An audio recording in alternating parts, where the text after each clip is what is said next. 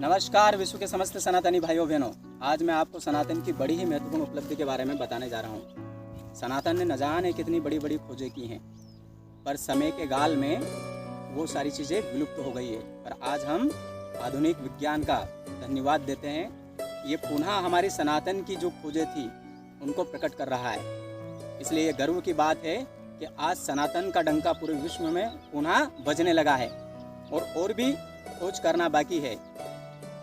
सनातन के ऊपर रिसर्च करने की आवश्यकता है, उनके वेदों पर, उनके ग्रंथों पर रिसर्च करने की आवश्यकता है। तो मैं सनातन की बड़ी ही विशेष उपलब्धि के बारे में बताने जा रहा हूँ, इसलिए इसको संपूर्ण ठीक तरीके से समझने के लिए मेरे वीडियो को अंत तक बिना स्किप किए हुए देखें। और यदि आप चाहते हैं कि सनातन का डंका पूरे विश्व में बजे तो मेरे वीडियो को अंत तक जरूर देखना। मैं बता रहा हूँ कि हजारों वर्ष पहले हमारे ऋषि मुनियों ने 84 लाख योनियों के बारे में बताया और इन 84 लाख योनियों को क्रमबद्ध तरीके से 4 खानियों के अंतर्गत बांटा। पहली जो खानी होती है उसको उद्भिज खानी बोला।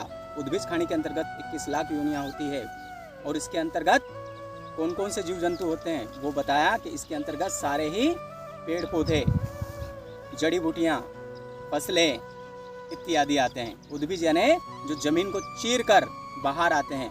तो जितनी भी वनस्पति आप देखेंगे, जितनी भी जड़ी बूटियाँ आप देखेंगे, जितनी भी फसलें आप देखेंगे, ये सभी जमीन को चीरकर ही उगते हैं। ये सारी जो योनियाँ हैं इनको उद्भिज में रखा गया है और इनकी भाषा के बारे में भी बताया है। और यहाँ मैं आपको स्मरण करा देना चाहता हूँ कि सबसे पहले पूरे विश्व को हमारे ही वैज्ञानिक जगदीश चंद्र बासु ने बताया कि पेड़ पौधों में जान होती है। इसके पहले विश्व ये जानता ही नहीं था कि पेड़ पौधों में जान होती है। पर इससे भी बड़ी बात है जो मैं बता रहा हूँ कि हमारे ऋषि मुनियों ने तो इनकी भाषा भी बताई है। ये सब बोलते भी हैं, ये महसूस करते हैं, ये रोते हैं, दुख इनको भी होता है। ये सारी बातों का अध्ययन हमारे ऋषि मुनि कर चुके थे, इसलिए उन्होंने हमारे धर्म ग्रंथों के अंतर्गत इसका जिक्र किया है। वेदों के अंदर इसका जिक्र किया है। महाभारत, गीता, उपनिषद के अंदर आपको इसका जिक्र कहीं ना कहीं मिल जाएगा। और उसमें बताया है कि जितनी भी उद्भिज योनियाँ होती है इनकी जो भाषा होती है वो पराभाषा होती है। रामायण में आप यदि सुनते हैं तो ये आपको एक दृष्टांत बताता हूँ मैं। भगवान श्री राम जब मैया सीता का रावण हरण कर लेता है उस समय वो वृक्षों से बात करते हैं। वो वृक्षों से पूछते हैं कि हे लताएं, हे पेड़ों, क्या आपने सीता को देखा है?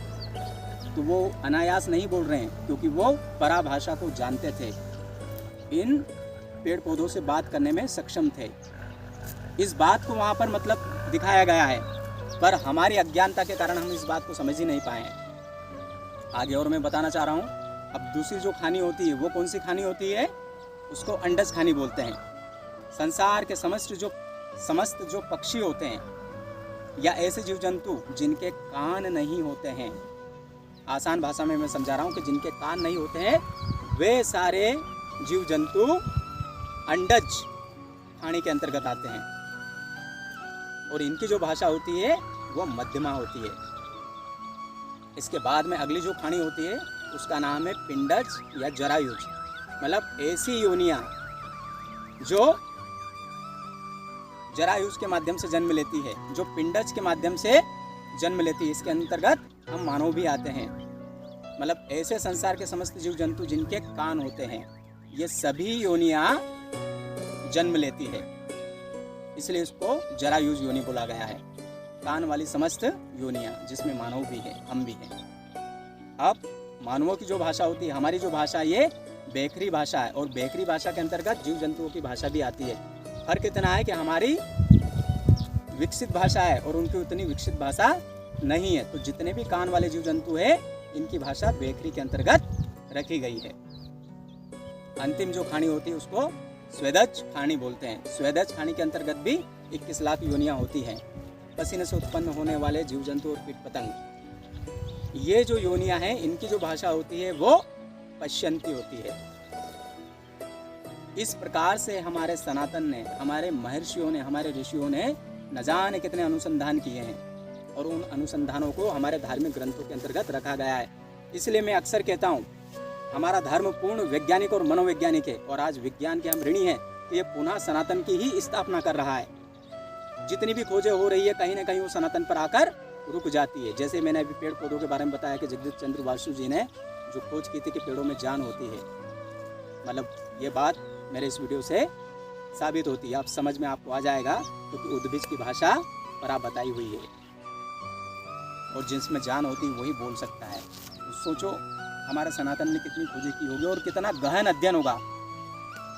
इसी प्रकार के सनातन से संबंधित जानकारियों को जानने के लिए मेरे चैनल को सब्सक्राइब करें, लाइक करें, शेयर करें, कमेंट्स करें। धन्यवाद। जय जय श्री राम। ओम नमः शिवाय। राधे राधे।